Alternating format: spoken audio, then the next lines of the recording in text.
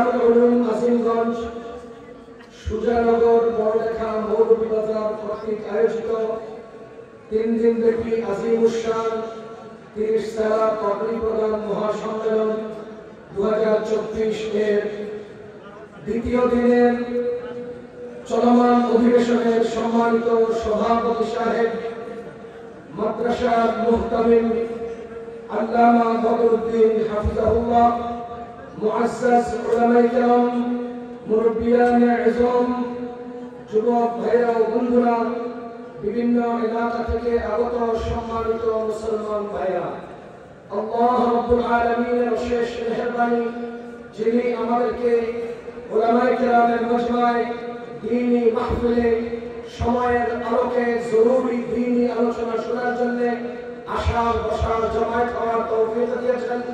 শুকরিয়া আদায় করে জোরে সোরে বলবো আলহামদুলিল্লাহ।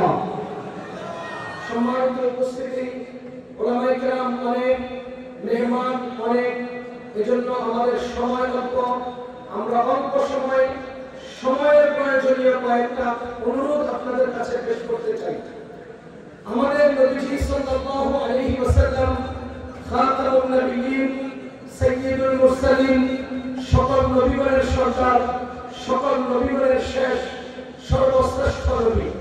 আল্লাহ তাআলার বড় মেহেরবানি, আদম আলাইহিস সালাতু ওয়াস সালাম থেকে ঈসা আলাইহিস সালাতু ওয়াস সালাম পর্যন্ত যত নবী রাসূলগণ দুনিয়াতে এসেছেন, তাদের কারোই দ্বীন, কারোই আনিত ধর্ম এত দীর্ঘ সময় দুনিয়াতে ছিল না, এত বিস্তৃত পৃথিবীতে দুনিয়াতে পৌঁছে নাই। আমি আবার বলছি, আমাদের নবীজি থেকে ঈসা আলাইহিস সালামের দূরত্ব ছিল 570 বছর, আর আমাদের নবীজি থেকে আমার দূরত্ব হলো প্রায় 1500 বছর। আদম আলাইহিস সালাম থেকে রাসূলুল্লাহ সাল্লাল্লাহু আলাইহি ওয়াসাল্লাম পর্যন্ত সকল নবীগণ, সকল রাসূলগণ দুনিয়ার মধ্যে তাদের আনিত ধর্ম এতকাল দুনিয়াতে বিদ্যমান ছিল না, পৃথিবীর সর্বত্র পৌঁছে যায় নাই। আমাদের নবীজির ধর্ম পৃথিবীতে 1500 বছর পর্যন্ত এখনো বিদ্যমান আছে। ইনশাআল্লাহ আরো কতকাল বিদ্যমান থাকবে সেটা আল্লাহ জানেন। পৃথিবীর সর্বত্র আল্লাহর এই রাসূলের দ্বীন পৌঁছে গেছে, আরো কতদূর পৌঁছবে আল্লাহ জানেন। মনে রাখবেন, আমাদের নবীজির আনিত এই দ্বীন 1500 বছর দুনিয়াতে বিদ্যমান থাকার পেছনে অন্যতম অবদানকার আমাদের নবীজির আনিত এই দ্বীন সারা পৃথিবী জুড়ে পৌঁছে যাওয়ার পেছনে অন্যতম অবদানকার। মনে রাখবেন, উলামায়ে কেরামের অবদান, উলামায়ে কেরামের অবদান, উলামায়ে কেরামের অবদান।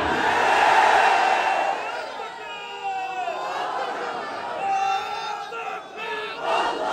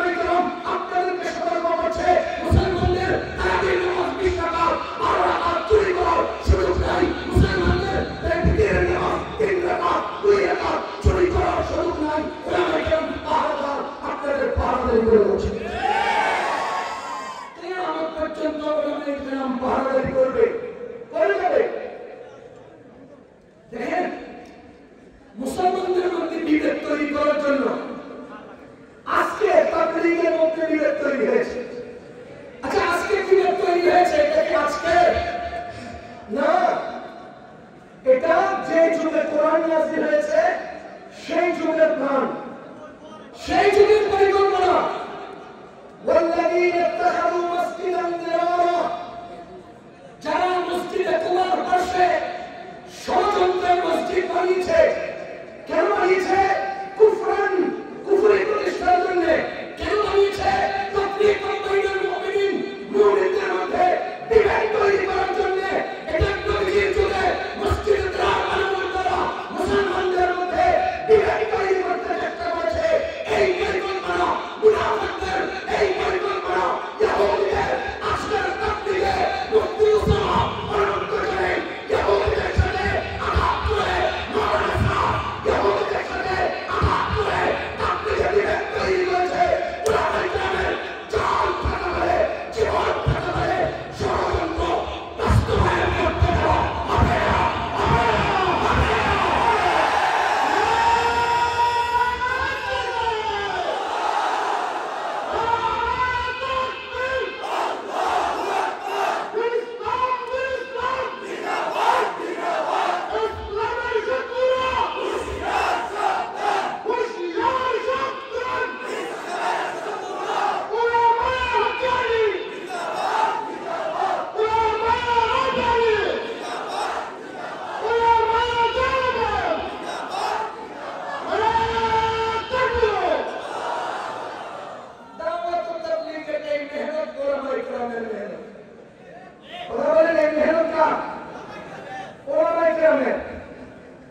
ওরা আমাদেরকে আপত্তি করে আলেমরা তাবলীগে হাত দিয়েছে কেন?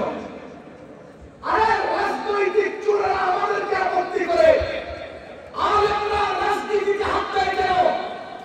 তাবলীগের চোরা এটা দিয়া আমাদেরকে আপত্তি করে উলামায়ে কেরাম তাবলীগে হাত দিয়েছে কেন? সমস্ত উম্মত উলামায়ে কেরামের হাত দিবে না, দিবে কে? কথা বলেন, উলামায়ে কেরাম হাত দিবে না, হাত দিবে কে? আলেমরা হাত দিয়েছে কেন? আরে আলেমদের হাতের উপরেই তো তাবলীগ প্রতিষ্ঠিত হয়েছে। আলেমদের হাতের উপরেই তো তাবলীগ প্রতিষ্ঠিত হয়েছে। এখন আলেমরা হাত দেন নাই, আলেমরা পরিচ্ছন্ন করার জন্য চাকরি দিয়েছেন। আলেমরা হাত দিয়েছেন না পরিচ্ছন্ন করার জন্য চাকরি দিয়েছেন?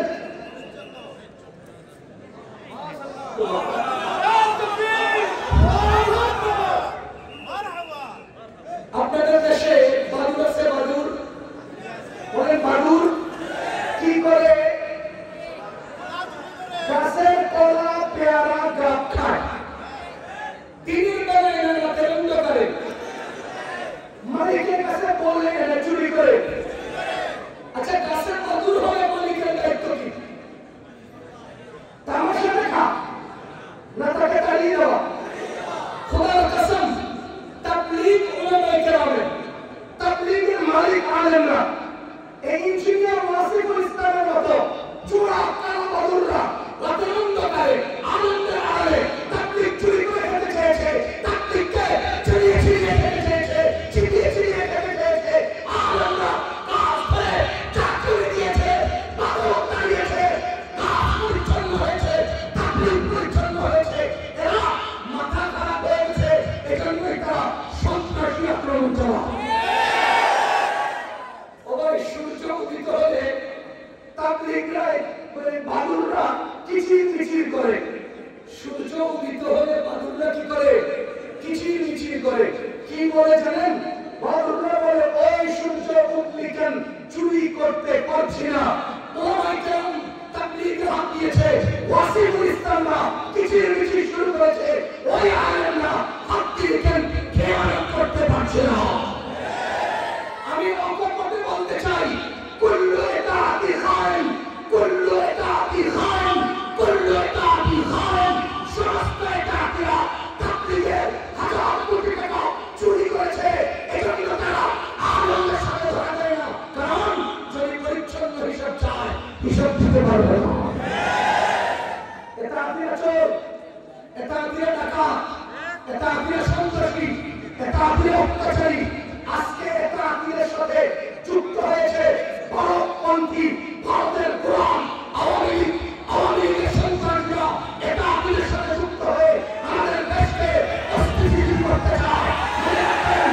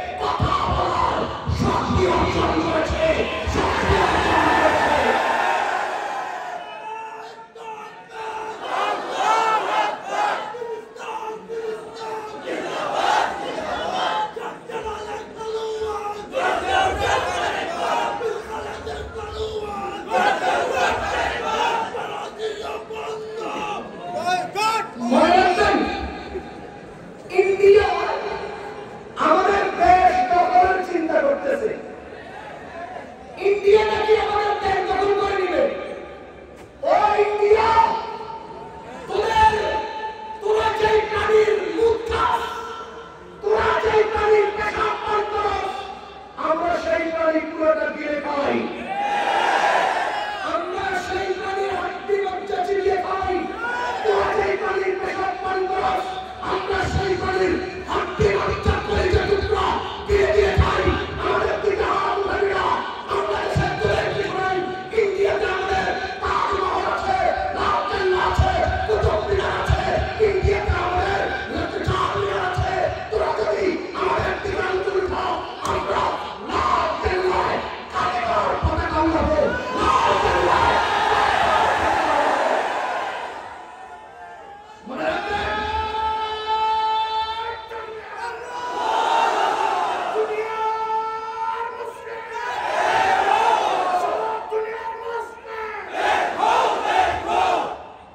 আমি আরেকটা গুরুত্বপূর্ণ কথা বলে রাখি।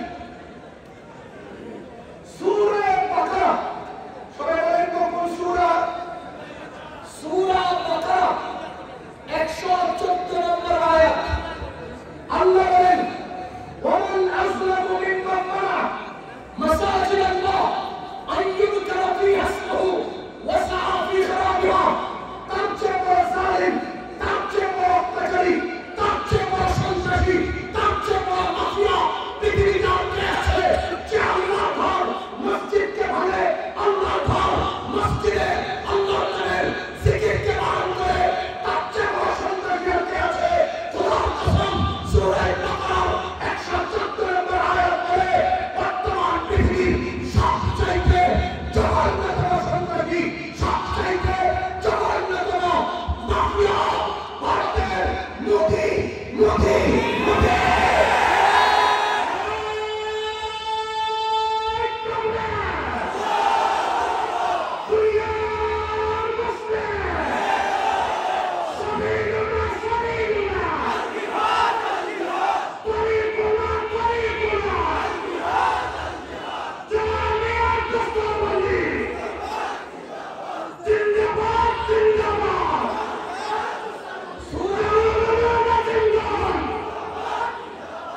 সূরা বাকারার 114 নম্বর আয়াত কি বলল? পৃথিবীর সবচাইতে বড় সন্ত্রাসী মোদি এবং তার অনুসারী, যারা আদালতের মাধ্যমে বুলডোজার দিয়ে আমাদের মসজিদ পেয়ে সেখানে মন্দির বানিয়েছে, যারা আমাদের আল্লাহর ঘর মসজিদে আল্লাহর নামের জিকির থেকে বারণ করেছে। কোরআন বলেছে লা রাইবা ফি, কোরআনে কোনো সন্দেহ নেই দুনিয়ার সবচেয়ে বড় জালিম সন্ত্রাসী মোদি। আরে মনে রাখবেন, বেশি দিন নাই মোদির পরিণতি ভয়ঙ্কর হবে। কারণ বড়টারে ধরা আগে তার চেনা শেখ হাসিনা আল্লাহ ধরা দিয়েছে। এবার সেই সূরা বাকারার 114 নম্বর আয়াতের শেষ অংশে মোদির পরিণতি কি হবে, ভারতের পরিণতি কি হবে, আমার আল্লাহ বলে দিয়েছেন, লাহুম ফিদ দুনিয়া খিজরুন ওয়া লাহুম ফিল আখিরাতি আযাবুন আযীম। তাদের জন্য রয়েছে দুনিয়াতে লাঞ্ছনা, গঞ্জনা, অপদস্থতা। আল্লাহর ইজ্জতের কসম, আল্লাহর কুদরতের কসম, আল্লাহর ঘর মসজিদ যেই ভারত ভেঙেছে, বেশি দিন নয় রাশিয়ার মতো ভারত ভেঙে চুরমার হয়ে যাবে, টুকরা টুকরা হয়ে যাবে, খান খান হয়ে যাবে। বেশি দিন নয় ভারতের কপালে ভয়ঙ্কর লাঞ্ছনা অপেক্ষা করছে। কোরআন বলেছে হাসিনার পতনের পরের পর্ব মোদির পতন। ইন্ডিয়া ভেঙে চুরমার হবে। ও মুসলমান, এই বাংলাদেশে শেখ হাসিনা এবং তার অনুসারী চেনা চামুন্ডা আজকে ভারতের কৌশল অবলম্বন করতে গিয়ে, ভারতের কৌশল অবলম্বন করতে গিয়ে তারা একটা আত্মীয়ের সাথে যুক্ত হয়ে দেশের ভেতর অস্থিতিশীল পরিবেশ তৈরি করতে চাচ্ছে। আমরা সুন্দর সুন্দর ভাবে নীরবে নিবৃতে ধৈর্যের সাথে সবকিছু মোকাবিলা করছি। আমাদের অন্তর্বর্তীকালীন সরকারের দায়িত্বশীলদের কাছে আমাদের অনুরোধ, দেশকে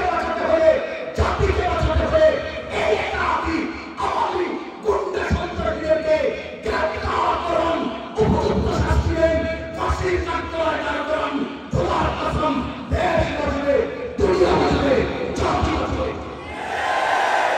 যদি এর বিপরীত চান, দেশ আরো কঠিন পরিস্থিতির সম্মুখীন হবে। মনে রাখবেন, আওয়ামী লীগ 15 বছরে যা করেছে, ফেরাউন 400 বছরে তা করে নাই। ফেরাউনের ক্ষমতা ছিল 400 বছর। 400 বছরে যা করেছে, আওয়ামী লীগ মাত্র 15 বছরে তার চেয়ে বেশি করেছে। ফেরাউন নিজে খোদা দাবি করেছে। কথা বলেন, ফেরাউন নিজেকে কি দাবি করেছে? খোদা। সে বলে আনা রাব্বুকুমুল আ'লা, আমি তোমাদের বড় রব, আমি তোমাদের বড় খোদা। কি আশ্চর্য!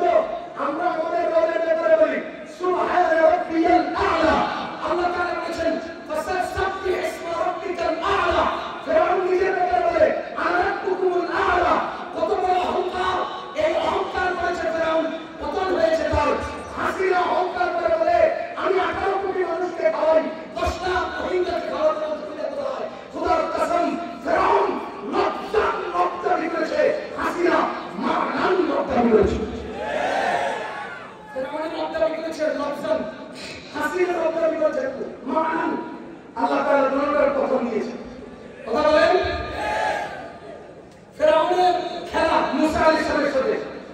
আর আপনাদের অশিক্ষিত শামীম উসমান, নিক্সন চৌধুরী, মমতাজ, হিরুমালম, এগুলো আমাদের খেলোয়াড়।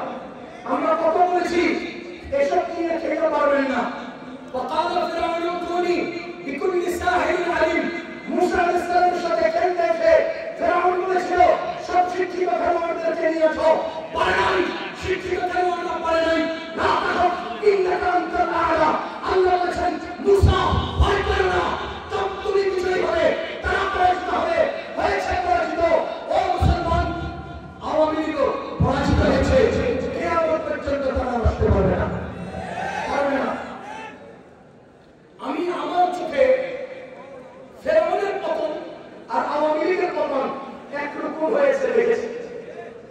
ফেরাউনের পতন আর আওয়ামী লীগের পতন এক। আল্লাহ বলেন ওয়ানজাইনাকুম ফাআগরাকনা আলা ফিরাউন। তোমাদেরকে মুক্তি দিয়েছি, ফেরাউনকে ডুবিয়ে দিয়েছি। বলেন তো ফেরাউন ডুবেছে? বলেন ফেরাউন ডুবেছে আর হাসিনা উড়ে গেছে। ফেরাউন ডুবে গেছে, হাসিনা উড়ে গেছে। দুনিয়ার সমান। ফেরাউন ডুবে গেছে, হাসিনা উড়ে গেছে। এখন আপনারা বলেন ফেরাউন তো ডুবে মরে গেছে, হাসিনা তো উড়ে গেছে কিন্তু মরে নাই। না মরার দুই কারণ। এক নম্বর, হাসিনা মহিলা মানুষ, আল্লাহ দয়া করেছে। দুই নম্বর, তার নিজের কৃতকর্ম, চামচাদের পরিণতি সচক্ষে দেখার জন্য আল্লাহ বাঁচায় আছে। কিন্তু এই পৃথিবীতে তার চেয়ে নিকৃষ্ট, নিগৃহীত এবং এবং সবচেয়ে জঘন্য উদ্বাস্ত পৃথিবীতে আর নাই। সুবহানাল্লাহ, সুবহানাল্লাহ, আলহামদুলিল্লাহ। আমার কিসমত আল্লাহ তাআলা হুজুর হায়াতে বারাকা দান করুন, আমিন। বলেন, আপনারা আলেমদেরকে সরকারি হ্যান্ডকাপ লাগিয়ে জেলখানায় দিয়েছেন, তাই না? আর আপনাদের সালমান রহমান আর আনিসুল হককে জনগণ ছাগলের রশি দিয়ে বাইন্ধে জেলখানা মানে ক্লিয়ার থাপড়াইয়া কলা পাতা সরাইয়া দিছে। এটা তো হাসিনা দেখতে হবে। শাহরিয়ার কবিদের পরিণতি হাসিনা দেখতে হবে। এজন্য আল্লাহ তাআলা বাঁচায় আছে। কিন্তু মনে রাখবেন, তার চেয়ে বড় উদ্বাস্ত রিফিউজি পৃথিবীতে আর কেউ নেই। আরে আশ্চর্য লাগে, বাংলাদেশের জালিম পালাই তো হিন্দুদের কাছে, সিরিয়ার জালিম পালাই তো রাশিয়ার কাছে। ঘটনাটা বুঝলাম না। আর আমাদের একটা আকিদের লিডাররা যায় তো ইসরায়েল। ঘটনা বুঝলাম না। সব রসুলের কথা এক জায়গা। এরা জায়গা দিয়েছে কোথায়? শেখ হাসিনা আশ্রয় দিয়েছে কোথায়? ভারতে। হিন্দুদের আচরণ করে। আরে হিন্দুদের ব্যাপারে কোরআন কি বলে জানেন? আল্লাহ বলেন ইন্নামাল মুশরিকুনা নাজাস। নিশ্চয় মুশরিকরা নাপাক।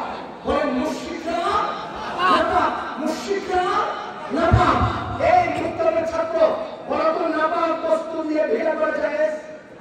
বলেন নাপাক বস্তু দিয়ে ভিড়া করা যায়? এবার বলেন মুশরিকরা নাপাক। বলেন মুশরিকরা মানতেকের তাইসুর মানতেক করেছেন যারা, তারাও বলতে পারবেন যখন হাতে আওসাদ ফেলে দেয় তখন নতিজা বের হয়। আল্লাহ বলেন মুশরিকরা নাপাক, শরীয়ত বলে নাপাক দিয়া ফিরে করা জায়েজ নয়। আমি বলি মুশরিক দিয়া আমরা ফিরে হই না, ফিরে হই না। তোমরা যাদের আচরণ আশ্রয় নিয়েছ আমরা তাদের দিয়ে ঘৃণাও করি না। তোমরা যাদেরকে বন্ধু মনে করছ আমরা তাদের দিয়ে ঘৃণাও করি না। তারা খায় মুখ, আমরা খাই দুধ। রদিনা কিসমাতান জব্বার ফিনা, রদিনা কিসমাতান জব্বার ফিনা, লানা বাকরুন ওয়া লাহুম খিনজির, রদিনা কিসমাতান জব্বার ফিনা, লানা লাবানুন ওয়া লাহুম বাউল। আরে আমাদের ঘরে বন্টন নীতিতে আমরা সন্তুষ্ট। তাদেরকে দিছে শুয়োর, আমাদেরকে দিছে গরু, আমাদেরকে দিছে দুধ, তাদেরকে দিছে মুখ। আমাদের আল্লাহর বন্টনে আমরা খুশি। বলেন ইন্ডিয়ার একটা পরিচয় বলি, ইন্ডিয়ার ছোট্ট একটা পরিচয় বলি। ইন্ডিয়া আমাদের মুসলমান রাষ্ট্রে বাংলাদেশে আর পশ্চিম দেশে পাকিস্তানে কোরবানির সময় গরু লাগে না? গরু বলেন বলেন, পাকিস্তানে গরু লাগে না? বাংলাদেশে কোরবানির সময় গরু লাগে কিনা? আপনারা কোরবানির কয়দিন আগে গরু কিনেন? বলেন কোরবানির কয়দিন আগে গরু কিনেন? 2 দিন, 3 দিন, 5 দিন। ঘটনা হলো সারা বছর আমরা গরু কিনি না কেন, গরু রাখি না কেন? আমাদের অনেক কাজ, আমাদের অনেক ব্যস্ততা। আমরা গরুর পেশাব পায়খানা পরিষ্কার করে খেদমত করতে সময় পাই না, বিরক্তি লাগে। কিন্তু সময় মতো আমাদের গরুর প্রয়োজন পূরণ হতে হবে। এজন্য আল্লাহ কোরবানির ঈদে বাংলাদেশের লক্ষ লক্ষ গরুর প্রয়োজন মেটানোর জন্য পাকিস্তানের মুসলমানদের লক্ষ লক্ষ গরুর প্রয়োজন মেটানোর জন্য 2 মুসলিম দেশের মাঝখানে গোয়াল ঘর বানিয়ে দিয়েছে। ইন্ডিয়া তো আমাদের গোয়াল ঘর। বলেন ইন্ডিয়া আমাদের গোয়াল ঘর। এরা গরু খায় না, সম্মান লাগে। আমরা শুয়োর খাই না, ঘৃণা লাগে। এদের যা সম্মান লাগে সেটা আমরা খাই। আমরা যা ঘৃণা করি সেটা তারা খায়। তাদের সম্মানের পাত্র আল্লাহ আমাদেরকে খাওয়ান, আমাদেরকে পরিচ্ছন্নতা দান করেছেন। এজন্য তাদের সম্মানের গরু আমাদেরকে খাওয়ায়, আমাদের ঘৃণার শুয়োর করে খাওয়ায়। সুতরাং মুসলমান আমরা সুস্পষ্টভাবে বলছি, একাকি তাবলীগীদের সাথে আওয়ামী লীগের সন্ত্রাসীরা যুক্ত হয়েছে। ইন্ডিয়ার পরিকল্পনা ষড়যন্ত্র যুক্ত হয়েছে, ইসরায়েলের ষড়যন্ত্র যুক্ত হয়েছে। বাংলাদেশে সাফ জামানাকে কেন্দ্র করে, তাবলীগের মার্কাজ দখলকে কেন্দ্র করে, ইসলাম ময়দানকে দখল কেন্দ্র করে সাদিয়া এবং একাকিরা আমাদের উপরে যে অন্যায় আক্রমণ করেছে এটার বিচার চাই এবং সুস্পষ্ট ঘোষণা করতে চাই। বাংলাদেশে সুস্পষ্টভাবে প্রকাশ্যভাবে একাকিদের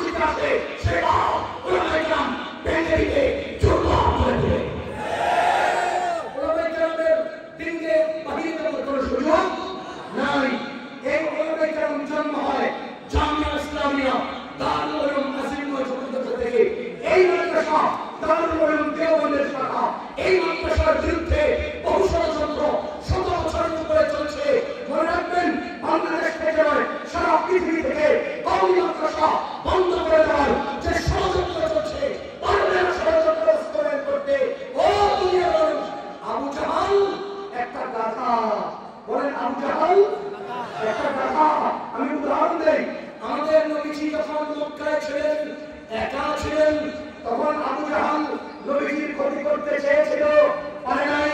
যখন নবীজি মদিনায় গেলেন, দমকল হলো, তার জন্য জীবন দেওয়ার মতো নির্যাতন মুজাহিদ হলো, জীবন দানকারী কাফের হয়ে গেল। তখন আবু জাহাল নবীজির বিরুদ্ধে যুদ্ধ অবতীর্ণ হলো। আরে আবু জাহাল, তুই তো নবীজি মক্কায় থাকাকালে ক্ষতি করতে পারলি না। ওরে আবু জাহাল, নবীজি একা থাকতে ক্ষতি করতে পারলি না। আজকে নবীজির সঞ্চ হয়েছে, নবীজির জন্য জীবন দানকারী হয়েছে। আজকে তুই যুদ্ধ গেলি নিজের পায়ে নিজে ঠিকানা করার জন্য।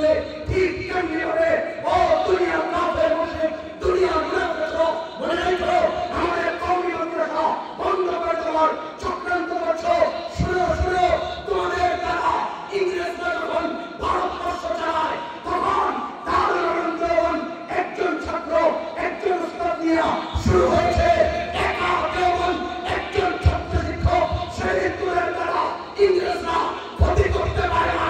আজকে লক্ষ লক্ষ কওমি মাদ্রাসা, কোটি কোটি কওমি ওলামায়ে কেরাম, কোটি কোটি কওমি ভালোবাসার জনগণ, আজকে তোরা যদি ক্ষতি করতে আসো, না আমাদের কওমি মাদ্রাসার বিরুদ্ধে অবস্থান নিতে আসো, তোদেরও আবু জাহালের মতো পরিণত হবে। আমাদের কওমি মাদ্রাসা একটা গাছের ছায়ার নিচে শুরু হয়েছে। কথা বলেন ঠিক কিনা? কওমি মাদ্রাসা কয়টা গাছের নিচে? একটা গাছের নিচে, গাছের ছায়ার নিচে। আজকে আমেরিকা, ইসরায়েল, ইন্ডিয়া, ওই সমস্ত কাফের মুশরিক এবং মুনাফিকরা মনে করে কওমি মাদ্রাসা মানে এই বিল্ডিং এর নাম, কওমি মাদ্রাসা মানে এই ছাদের নাম, কওমি মাদ্রাসা মানে দরজা জানালার নাম। না না, ওরে পাগলা, বিল্ডিং এর নাম কওমি মাদ্রাসা না। কওমি মাদ্রাসা গাছের ছায়ার নিচে শুরু হয়েছে। আমার দরজা বন্ধ হবে, আমার বিল্ডিং উড়ে যাবে, আমার দরজা বন্ধ করে দেওয়া হবে, মাদ্রাসা করে দেওয়া হবে, আমরা আবার আমাদের গাছের ছায়ার নিচে চলে যাব। যতদিন গাছ থাকবে ততদিন কওমি মাদ্রাসা থাকবে, যতদিন গাছের ছায়া থাকবে ততদিন কওমি মাদ্রাসা থাকবে।